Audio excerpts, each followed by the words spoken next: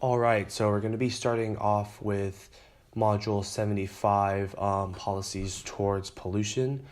So first we're going to talk about environmental standards, which are rules that protect the environment by specifying actions by producers and consumers. So example is catalytic converters, which basically is a rule that says all producers must put a converter in vehicles to reduce smog and pollution. Now, from an economic standpoint, environmental standards are not flexible enough. So, in economics, they like to use things like emissions taxes and tradable emissions permits. So, emissions taxes, basically, you're taxing a firm on on a certain unit of pollution that they produce. So, with effective emissions taxes, the marginal social benefit and the marginal social cost of the additional amounts of pollution should be equal, right? So it's costing society the same amount that it's benefiting society.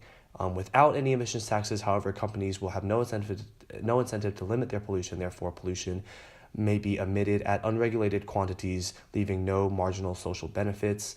Basically, if you're not taxing them on how much pollution they're producing, they're gonna produce a lot of pollution, producing a lot of pollution so that they can produce as much product and make as much money, and forgetting about society and the environment.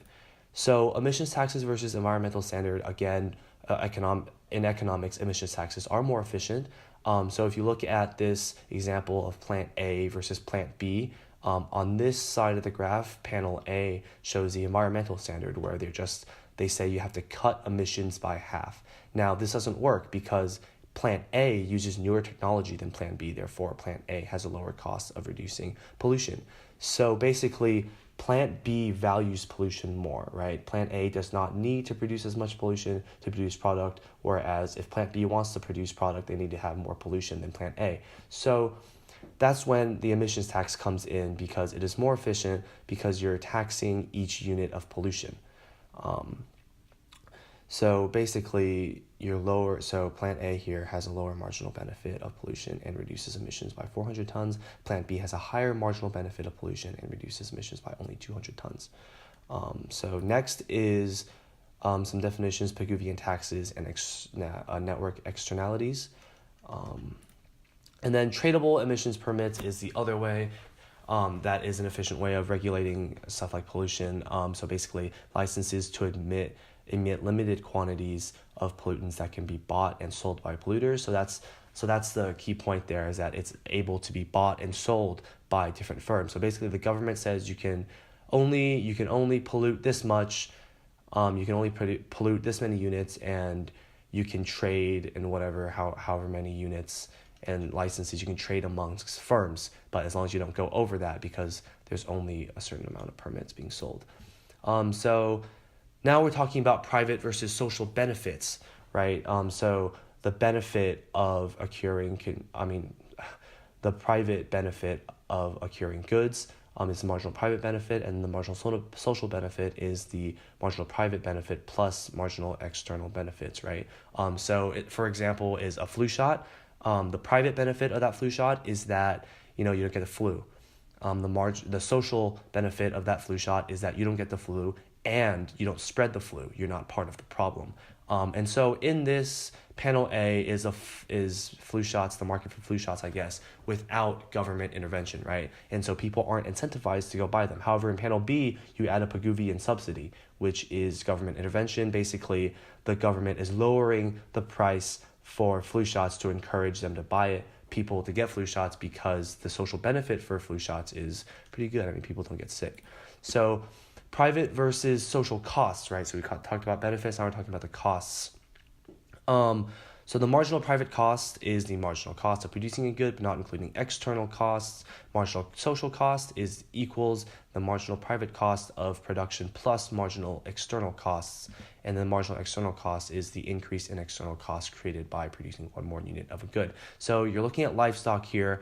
Without any government intervention, the market produces an output greater than the optimal social output, right? So the optimal social output is right here, at the optimal social price, right? That's what benefits society, but you're producing more than that, right? And so with a Pigouvian tax, again, you're taxing things to encourage regulation.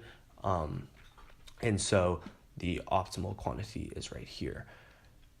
And so characteristics of a good, these are important in defining goods. We're in module 76 now.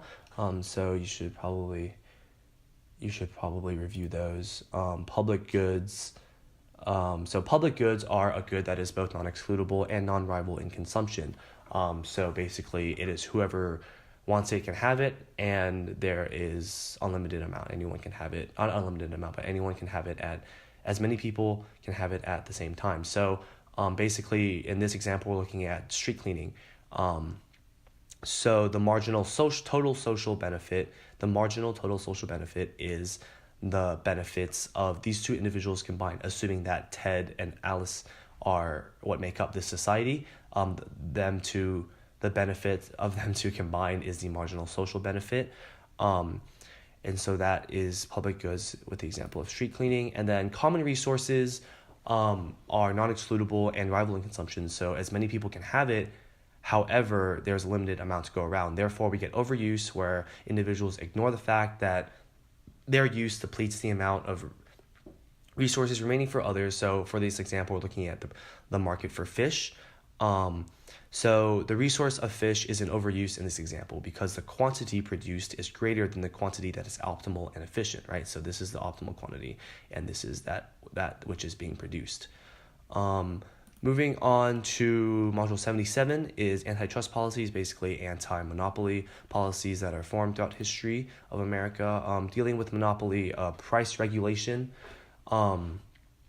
Basically, with price regulation, society benefits from having only one firm produce in a market because of increased efficiency and lower average cost of production due to economies of scale. Basically, lots of things are monopolies that are price regulated.